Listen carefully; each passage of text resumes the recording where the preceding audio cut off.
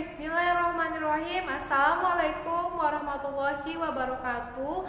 Apa kabar anak-anak ustazah semua? Ustazah harap anak-anak ustazah selalu dalam keadaan sehat dan selalu dalam lindungan Allah ya. Baiklah sayang, kita akan melanjutkan lagi pembelajaran kita ya. Kita masuk subtema 2. Nah, di sini kita akan belajar tentang manfaat hewan bagi kehidupan manusia. Setelah sebelumnya kita belajar manfaat tumbuhan, sekarang kita belajar manfaat hewan ya nak ya. Adapun kegiatan pembelajaran kita di sini adalah yang pertama, anak ustazah di sini akan membaca, ustazah akan membacakan sebuah dongeng untuk anak-anak ustazah. Lalu anak-anak ustazah diharapkan bisa menjawab pertanyaan sesuai dengan isi dongengnya ya, menjawab pertanyaan berdasarkan teks dongeng yang telah disajikan ya. Oke, langsung saja Ustazah Umu akan membacakan sebuah dongeng. Oke nak ya. Caca yang rendah hati. Suatu pagi, semua hewan sudah berkumpul di taman untuk menyaksikan adu kecepatan antara Caca si capung dan Petra si burung pipit. Petra, tunjukkan kepada si capung kecil itu bahwa kita, para burung, lebih hebat dari mereka. Kamu harus memenangkan pertandingan ini, ucap seekor beo. Tenang saja beo, aku akan mengalahkan hewan kecil itu dengan satu kepakan sayap, jawab Petra. Caca hanya diam mendengar ejekan dari Petra. Caca sabar dan tidak marah. Teman-teman Caca berusaha menghibur Caca agar tidak patah semangat. Semangat Caca, kamu hanya perlu terbang hingga garis akhir. Terbanglah dengan hati-hati ya, ucap seekor kumbang. Oke. Pertandingan pun dimulai.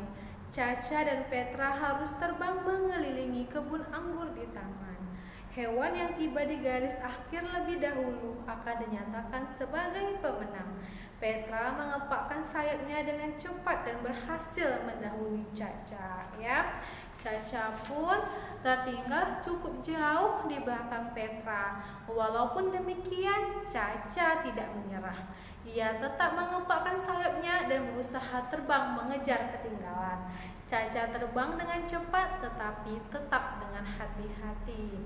Saat mendekati garis akhir, Petra semakin mempercepat kepakan sayapnya. Namun Petra menjadi panik saat melihat ada batang tanaman anggur yang menjalar di depannya. Petra tidak bisa berhenti karena terbang terlalu cepat. Ia menabrak cabang tersebut hingga terjatuh di atas tumpukan cabang tanaman anggur. Sayap Petra tersangkut hingga tak bisa keluar. Melihat kejadian tersebut, Caca pun berhenti dan menolong Petra melepaskan sayapnya yang tersangkut. Hewan-hewan yang menyaksikan pertandingan itu merasa kagum dengan sikap Caca. Walaupun sudah diejek oleh Petra, Caca masih mau menolongnya. Setelah bebas, Petra berterima kasih sambil menunduk malu. Ia menyesal karena telah meremehkan Caca. Akhirnya, Caca dan Petra terbang bersama-sama ke garis akhir. Mereka pun disambut tepuk tangan yang meriah dari teman-teman mereka ya. Nah, itu adalah dongeng tentang Caca yang baik hati. Ya, di mana dongeng ini menceritakan ya seekor capung dan seekor burung ya sayang ya. Memang burung itu kan lebih cepat terbangnya daripada capung, tapi burung ini sombong. Nah, sehingga ya dia terjatuh karena menabrak tanaman anggur. Tapi apa yang dilakukan capung? Meskipun capung telah diejek ya sayangnya, capung tetap mau menolong burung burung tersebut ya nak ya. Nah itu tadi ya kisah tentang Caca yang rendah hati ya sayang ya. Di sini diceritakan bahwa capung itu dia tidak mudah menyerah ya, sabar, nah mau menolong. Sementara di sini burung itu ya si Petra diceritakan sebagai hewan yang sombong ya sayang ya, yang angkuh. Nah sehingga apa ya Caca sehingga burung tersebut menabrak tanaman anggur ya sayang ya, dan terjatuh sehingga sulit bagi dia untuk memenangkan pertandingan ya nak ya. Oke. Nah di sini ada beberapa pertanyaan. Kita baca dulu ya. Setelah membaca dongeng tersebut, informasi apa saja yang kamu dapat? Apakah kamu dapat memahami isi dongeng dengan baik? Untuk menguji pemahamanmu, cobalah menjawab pertanyaan-pertanyaan berikut, diskusikan dengan teman sebelahmu. Nah, jadi sayang, untuk halaman 34 ini tugasnya ya, jawablah pertanyaan yang terdapat pada halaman 34 nomor 1 sampai 8 ya. Oke, itu saja. Selanjutnya ya anak ustazah, halaman 35 berhitung. Di sini kita sudah sering sekali berhitung ya sayang ya, apalagi tentang perkalian kita sudah bahas sebelumnya. Ustazah rasa anak ustazah di sini semuanya sudah pasti bisa. Oke, selanjutnya halaman 37 lihat. Oke, halaman 37 kerjakan lagi tugasnya nomor 2 saja.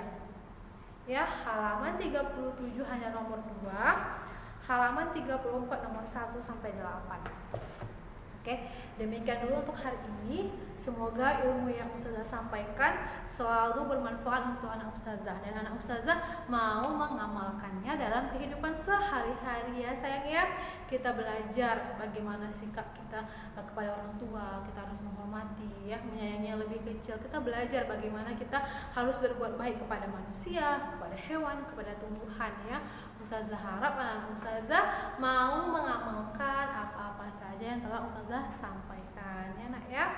Oke, demikian pesan ustazah sama, rajin-rajin sholat, mengaji, jangan sesekali kalian tinggalkan sholat 5 waktu ya. Tanamkan dalam diri kalian sejak kecil bahwa kalian akan melaksanakan sholat 5 waktu dimulai dari sekarang sampai kalian mati ya, sampai kalian meninggal dunia.